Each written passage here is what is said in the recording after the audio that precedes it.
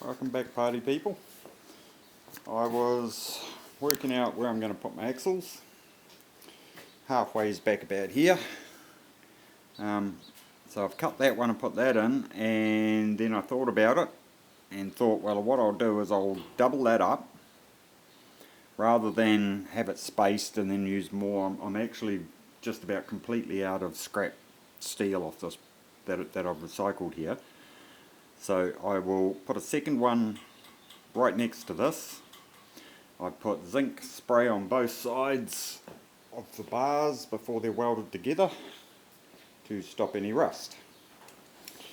What I'm doing is I've got this piece of scrap that I found, cutting that in half. That's going to be my axle stands. So I'll have 4 of them. I've got to cut another 2 out.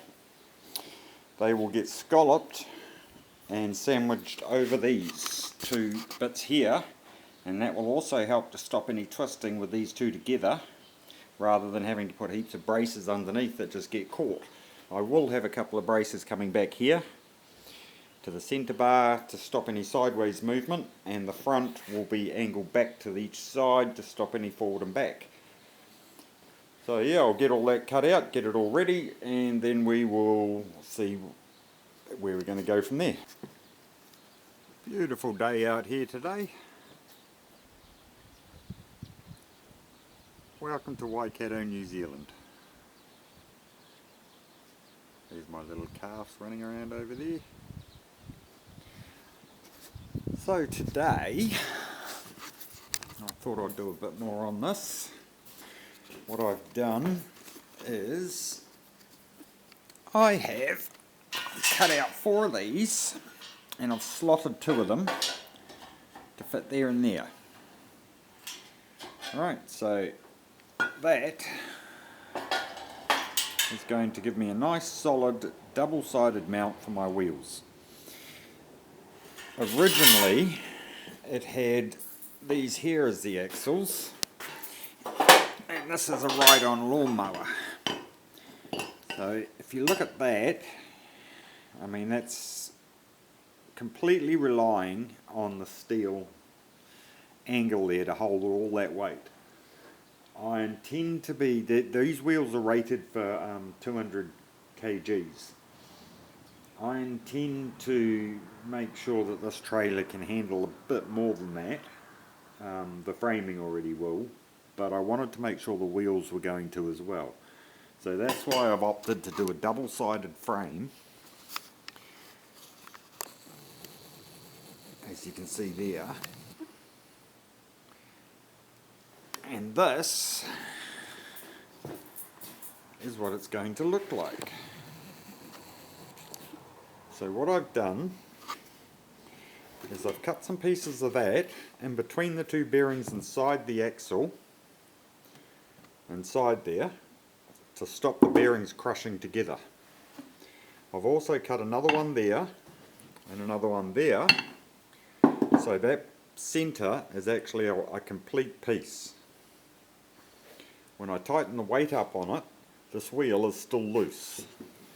As you can see, the wheel turns nice and easy, and the frame is rigid because it's bolted tight right through the centre. So with that piece I've welded inside, the wheel can't move anywhere, side to side, and the pins are holding the bearings in the end of the wheel and clamped everything tight. So it's nice and solid, and when those legs are welded on, I will have a fairly sturdy construction. So I'll carry on and I will show you a bit more later. This is how I marked my packers. So from the bearing, I want a 10mm gap between the wheel and the side, so that's a 10mm board, and all I did was sit that there,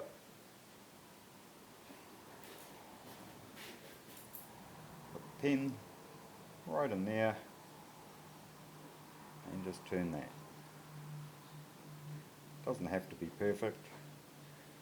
Obviously if I had a lathe and decent machining I could cut these off perfectly plumb. Unfortunately I don't have, so I'm just doing everything as anybody else would be doing it in their garage without all the right gear.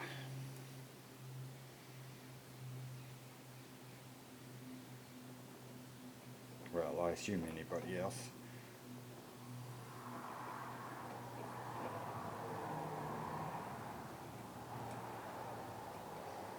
Remember, this is just a farm trailer as well, and most trailers don't have to be perfect. Some people get really fussy and do these crazy big things, but so I've got a nice line there. I can just follow that round with my cutting wheel, and that is one side done. This is number 2, and that is there's no valve, so that's the inside.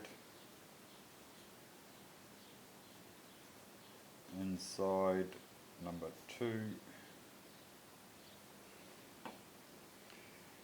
I'll cut that one. It's in there tight. I'll flip that over